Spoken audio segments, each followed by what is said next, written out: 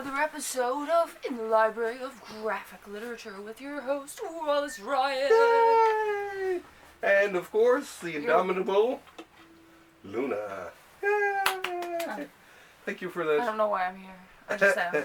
Well, you're the artistic interpretation, I think. You know? That's what you want to call it. Well, yeah, and I mean, geez, besides, I found before it was just me talking about books on, and here, you know, I can have you, you know, making fun of me, or sure, and you love comics too, so I guess why not? And we're both, I think, smartly done up. Oh, as a matter of fact, check this out. I have, and I even threw in the book there later on, Blue Beetle. I got this from Sam. Thank you, Sam Johnson. Some kind of bug. Sort yeah, he's to me he was like Ditko's second chance at Spider-Man, and I think he improved upon him. I actually really liked, as a kid, really liked Blue Beetle. I thought his outfit was cooler. Is that so? That's the truth. That's the truth. That be the truth, and all the truth. So help me God. So what's big this week? Oh, I got my arts grant, so I can work on my graphic collection, I guess, poetry collection, automatic. Yay! So I will post some of those. Thank you, Arts NL, and to Paul, who wrote me a nice letter, and Joan and Lois Brown, who also gave me some great advice on that. Anyway, that's great having lots of people around here to chat to like that. I was telling him we should try to contact Neil Gaiman. Oh yeah, Neil, if you're out there, give us a call. Drop it. He should drop by here. It's St. John's, Newfoundland. It's as far east as you can get. Actually, this will be our challenge. The challenge to Neil. Neil, you've been everywhere else in the world, and he probably has. Think about it. You've been everywhere in the world. Would you please come to Newfoundland? St. John's, Newfoundland is one place you've never been. I bet you he hasn't even passing through. Now, he's probably been in Gander passing through. I wouldn't doubt that. But you've never been in St. John's. So you've never been downtown St. John's. He's never been to... How do you know? Maybe he's been here secretly. He could have been. Well, he's never been to the library. Right? So you got to visit the library. Anyway, that's the challenge we'll issue. Or at least video call us. Yeah, a video call us. Anyone who knows him out there, just pass it on. Would be delighted to have a chat with him. Okay, we're simping too hard now. Calm down. Yeah, he would be fun. Anyway, this is the new book for this week. This is Uncle Scrooge and Donald Duck, Their Mountain Tales. Dun-dun-dun-dun. And this is a collection. This has it starts with Carl Barks' beloved comic book story, Christmas on Bear Mountain, which I think I probably do have, and it's been people have sort of returned to it time and again. Anyway, it's some good duck comics all in one. So we have, let's see, Christmas on Bear Mountain, yeah, that one. But yeah, some other ones that sort of fit the bill. And it looked like a nice collection. It's 75th anniversary too. Carl Barks, Don Rosa, Daniel Branca, and Giorgio Cavazzano. But yeah, nice looking. Jazz hands. And this Fantagraphics, they do some nice looking books too, right? That's all the ones that are over there, the duck ones, all in a row. And funny enough, I mean, they own Marvel Comics, and yet they go to Fantagraphics to have like all their fancy stuff done. Because Fantagraphics does a nice job too. Anyway, shall I shut up and show the people yes. a little bit of what's going on there? Okay, check this out here. Oh, jazz hands. Big extra jazz hands. Now focus in on that. Let's see those jazz hands. Okay, see, so check it out. So give us those jazz hands.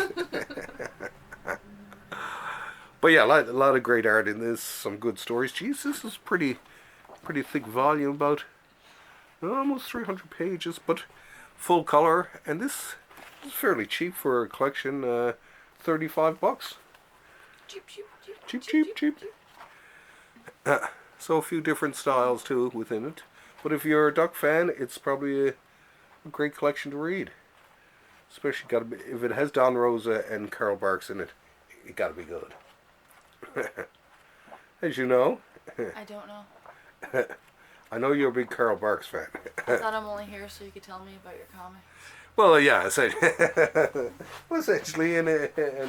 but help and educate me on said comics. Yeah, and also to help me to present it in a more imaginative way too. Than lately. Oh, here, this is something you like. Speaking of, this is Azoth. Now, this is part of a series called Rarebit Fiends. This is by Rick Veitch. This is Rarebit Fiends. Remember that Little Nemo in Slumberland? He did another Dream strip called. I only played the game. I haven't read. Oh, okay, okay. Well, Rarebit Fiends. But I think the comic's pretty cool looking. The game is really hard. Yeah, but Rarebit Fiends. I mean, Mario was hard. So I mean, I guess if I spent as much time playing Nemo as I did Mario, I'd probably get through the first level. Okay. But it's the Dream stuff is the reason that I thought you'd like this. Not Finding Nemo, by the way. Not Finding Nemo, no. That game is no fun. I played that one too. It's not even... Don't even want to talk about it, right? Don't play it. But what this is he... what's his name? McKay, Winsor McKay. That's the Little Nemo book there. I don't know if they can see it. That's a gigantic book. Yeah. Don't take that out. I think it's holding up actually, yeah. It's holding up the shelf that has since collapsed here. But this it's about a 2-foot book. 2 feet there. And it has the complete Nemo. Now, he did another strip called Dreams of the Rarebit Fiend.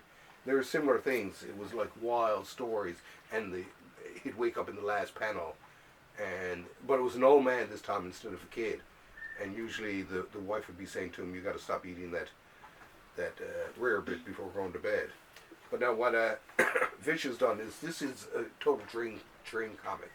He's been doing it for years, so there's no rhyme or reason to it. It's well, I guess there is a rhyme or reason. There is a story too, but it's he's somehow linked together the dreams. And of all the Dream comics I've seen out there, this is actually one of my favorites. Now this is volume 4, but apparently he will be putting out volume 1, 2, and 3 too. It's from Sun Comics. I guess this is him. But I always he did some great stuff. He did a lot of Swamp Things that he worked on Swamp Thing. I think with some of the Alan Moore ones, and he did Swamp Thing himself after. He's done a lot of cool stuff. He did something called Brat Pack, which is just one of the most outrageous, what would you say, sidekick stories of them all. Right? Very, very sick, but beautiful. But anyway, this one's pretty cool. Azoth, so check it out. Oh, the back cover. Let me see that. It looks pretty sick. Doesn't it, eh? It's like an actual representation of like the whole circle of life, I bet. Probably, yeah. It looks like something you'd see in like Hindu art. It is pretty cool. And like I say, show the people. And it has, but I mean, the whole book has, because I was reading this over when I was in CAP here, and it has a real, as I was looking through it, it has a real... I'm still fixated on the back of it. It's really cool. See, he got the Thing's legs and oh no, that's Superman's leg there. Work, sleep and work, and those are actually his logo, his old logo, King Hell Comics. Is that so? Yes, that's so. But I mean, just check out the artwork itself is just, it's pretty cool. I mean it. Yeah, and it really does feel like dreams too as he walks through the adventure. It's like Adventures in Dreaming, really. And oh yeah, look, by way of Benedict Cumberbatch. Looks much like the comic book character Sandman. Oh. So anyway, it's a great Dream comic for those of you who like Dream comics, like me. Check it out. I'll show you a few of the pages here. I wasn't sure if I'd done a review on this, but then it was like, geez, I don't think I did, because I got it from Dennis. But yeah, some great Dream comics. If you're into the Dream comics, this is definitely one of the finest modern ones. It's sort of the distant relative of Little Nemo and such. So check it out. Definitely worth picking up, and the others will be coming out. So make sure you support Rick. There it is. It's a beauty. So worth it. So darn worth it. Dun-dun. Now this was another one. I wasn't sure if I'd covered it. Mickey Mouse. Dun-dun. I went back through it. This is the Zombie Coffee Collection. Yeah. Now I wasn't sure if I'd shown this or not, right? Expounding new adventures set in Mickey's classic 1930s golden age. Ooh. And this is really strange because it opens up and Mickey's trying to get a job, but he's being screwed over by this guy who's the boss of the job agency. The boss. It's really strange. Now I wasn't sure if boss. but I think I got this also sometime before that. But I double checked it. But I like. It's pretty. Yes, I love the. Once again, a Fantagraphics. Jazz hands. Once again, it's a not drawn and quarterly Fantagraphics book. Okay. Jazz hands. Jazz hands. So this says, famed French cartoonist Roger Loisel, 2006. Sorry. Okay, we'll try to be serious. Winner of the Anglo International Comic Festival's Grand Prizes. Also worked as a Disney animator and was thrilled to produce his all-new tribute in classics 19. And it does have a 1930s style too. Disney animator. But yeah, it's and like I say, it just has a weird, definitely has a 1930s feel to it.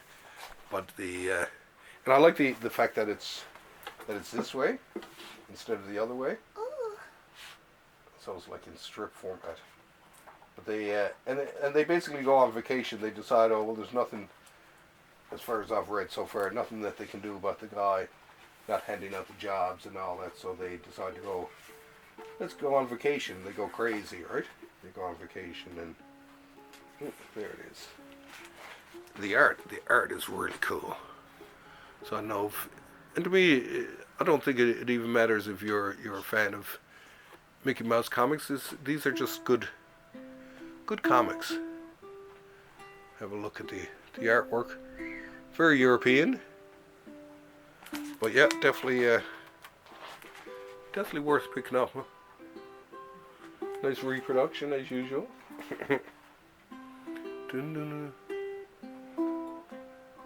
Look at all that color and adventure. But yeah, definitely worth picking up.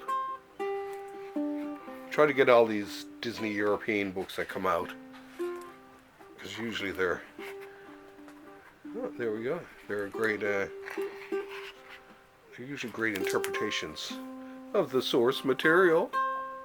So zombie coffee. So I'd say zombie coffee gets at least 4 thumbs up.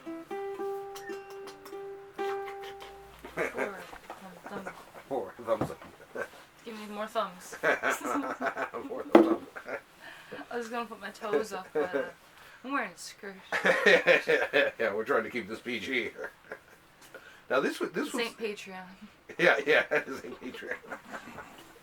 I didn't think this is YouTube. Actually, it is, isn't it? Yeah. Anyway, this is Enki Bilal Bug. This book is in French, so I'm having trouble reading it because I don't speak it. But I'm working my way through it. It's I can't speak French either. I'm just pretending I can read it. I might be able to. This guy. What does it say? What's the front of it? Enki Bilal. Bug Livre 1. So Enki Bilal? Yeah, that's the name. Bug definition en français. C'est dire non défaut. Effective. A bug is something that affects a program. In English, it's an insect, a virus. 2041. It's something about a dark future, and there's one man who. It's not that good. My French isn't that good, but it's in the future, and it's about these astronauts, and I think they come back from Mars, and one of them, or they find an alien or whatever, who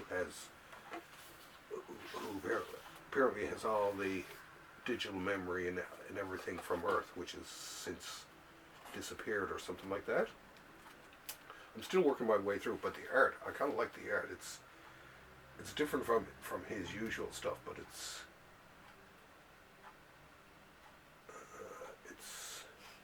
It's different from your North American art now, isn't it?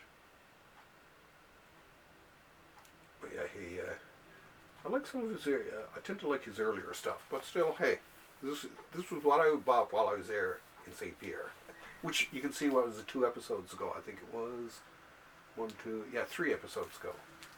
Anyway, check it out, Bug. This is Livre 1. Bug. I bought this at what was the name of it? Someplace in St. Pierre. Anyway, here's the artwork. Classic Enki Bilal. Great faces. The backgrounds aren't some aren't as detailed as his used to be, but still very moody. I like the look of it, and it's kind of neat. I kind of like. Well, not only that, being in St. Pierre, when I was looking through all the books, I'd seen a few that I was familiar with, but it was just like, well, at least I have other Enki Bilal books to throw this in with, right? So that's why I got that. Now, hopefully I'll have the Conan the Barbarian omnibus for next month, next week, and let's see what else. Oh yeah, we took a week off from Thursday Comics, so we will be doing one. So don't forget about that. My the typey typies. I have to get back to them. The COMIX Positive. But I mean, I'm almost finished the work for Paul, and so then I'll be. You go, Paul. I'll have a bit of time. I'm gonna better schedule my time too. Kick his butt. I'm on his tail. No, he's way ahead of me. It's not a competition, Mom. No, it isn't. It's not a competition.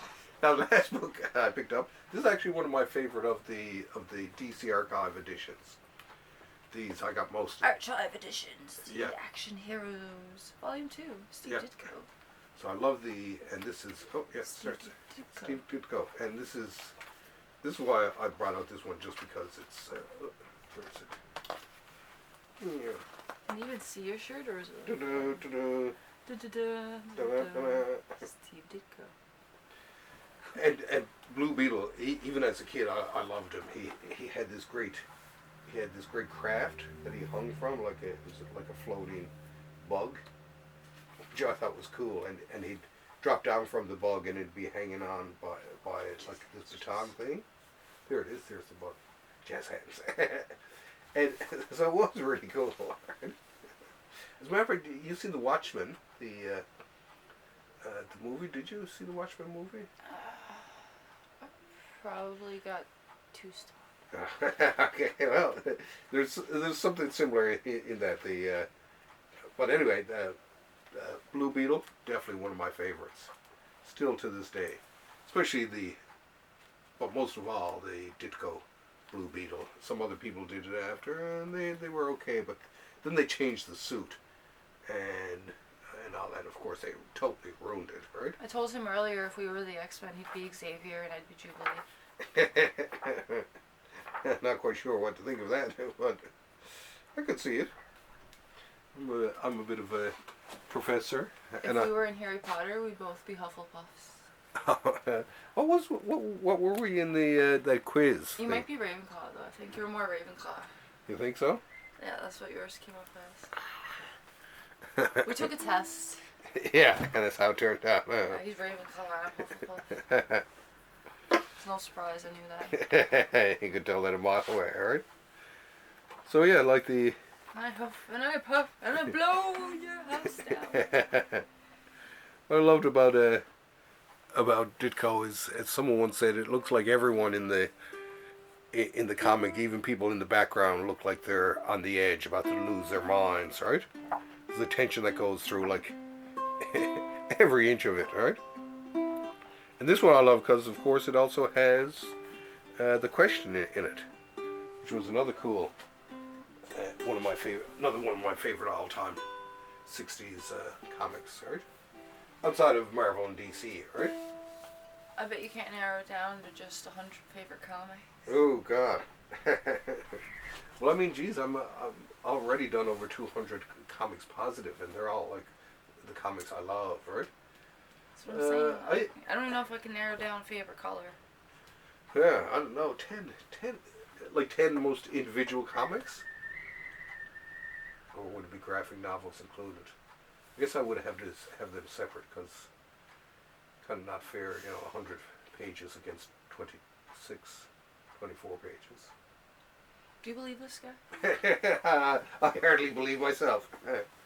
Well, I'll tell you one. Let's see. Okay, one of my favorite stories. Oh, actually, look, I forgot from a while ago. Remember we did those DC special editions? What was it? It was, I can see from here, DC Deluxe Editions. It was 4 shows ago. Anyway, we got down to number 3 and we got cut off. And we still had a number 2 and a number 1 left. So I'll throw these in because some of these have some of my favorite stories. The number 2 in the listing of the deluxe editions was this Legion of Superheroes, the Great Darkness saga. And this guy here is Darkseid, one of the coolest villains. Darkseid. It's funny, I pronounced Darkseid too, actually. I think it sounds cooler than Darkseid. But this was one of the great Legion of Superheroes stories. And even at the time, I knew that it was just like, oh, that must be Darkseid in the background. But one of the classic series of the Legion. I love this cover too, actually. Now there's a villain, eh? He even looks villainous, right? You can't look any more villainous than that, right? And then, of course, my number one favorite deluxe edition is the DC's first issue special. Now this. Who does it feature? What's that? Who does it feature? Now this basically was like a first issue. Every issue was a first issue. So this was number 1. This was Jack Kirby. Kirby had 3 in there. Ditko had 1, and one of my all-time favorite comics, which is actually over in the rack. See that Dr. Fate over in the rack there? I know none of this. Oh yeah, well, a lot of them were just first shots. Like this one Atlas this was his first appearance, right? And I loved Atlas. This was a great Kirby comic. Kirby he just exuded. Green Team. That one not as much. It was just like Metamorpho. He was one of the classic DC superheroes they brought back just to see if they could make it. Done by Ramona Fredon, one of the few women in comics. Oh, this one. I better be gentle. Oh no, I was gonna say this one back here. This one I love, Manhunter too. Oh, and this was a third one by Kirby, the Dingbats of Danger Street.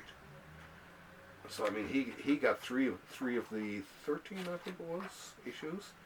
This was the only one that continued out of all the first issues in first issue special. This is the only one that continued on. Who's this? Dr. Fate. I don't know any of these. Well, Dr. Fate, he appears in. Do you know what this reminds me of? What? This reminds me of getting one of those cartridges for an SNES or NES game, and it has 50 games or 100 games on it, and none of them you recognize. Well, remember what you said in terms of comics that now this guy appears in that Black Adam movie that's out now, Dr. Fate. He's an old hero from the 30s, and they revived him in the 60s. But this is one of the best all-time stories because the artist, Walt Simonson, he's one of my favorites. I actually met this guy in New York, a really nice guy. But this was just the drawing of him. This is kind of like, I guess he was like DC's Doctor Strange, is what Dr. Fate was, right? And this is one of my favorite stories. It goes back to the time of the pyramids when this guy was forcibly mummified and turns out to be angry about the whole thing, as anyone would. So this would probably be up there in my top 10 comics. Right? And limited to 1 comic per series, because there were some series that eat up the whole 10. But this is definitely one of them. This one, not so good.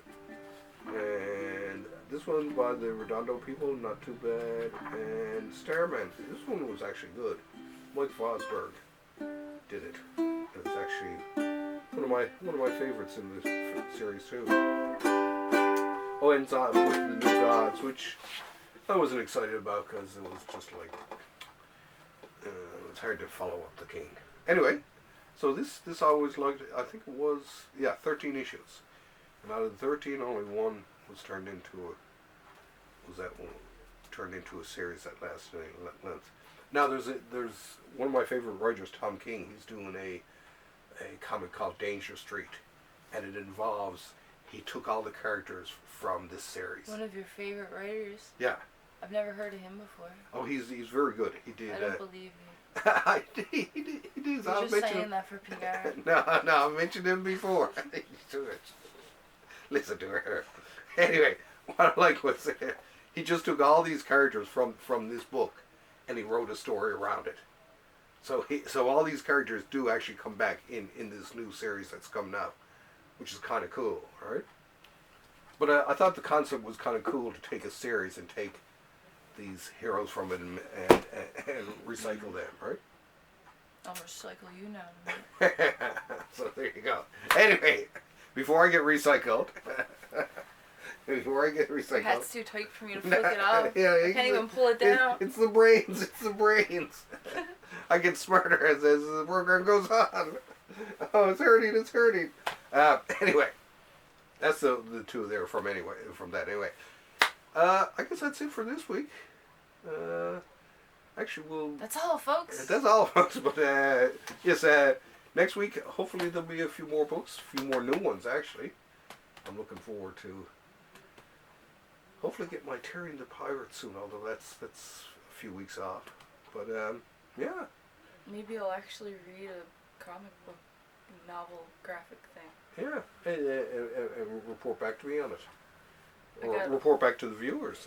I got Orchard on my list. So if any of you have read it, tell me how it is. Don't give it away because I haven't read it yet. Orchard by Ilogl, possibly, I think. Oh, the Black Orchard. Black Orchard. Yeah, Black Orchard. Orchid. And I always pronounced that wrong. Yeah, it's great series. I think you'll like it. I think it's right up. Don't come for me. Don't come for me. But no, the books you like, I think you're going to like it.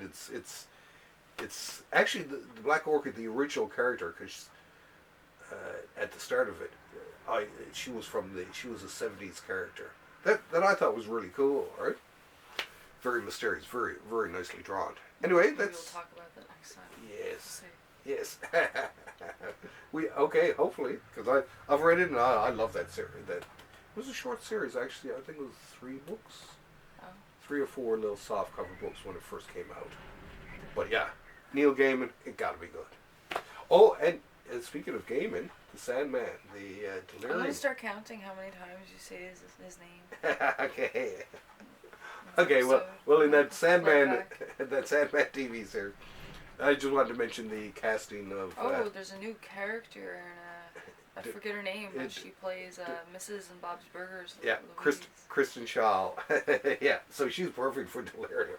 When I seen it, it was just like, oh yes. If we have another normie as a character, I'm probably gonna lose my shit because I feel like the whole point of the Endless is to not be normies. Yeah, well, exactly, right? None of them are. They all seem like damaged people one way or the other, right? And Sandman being the most, right?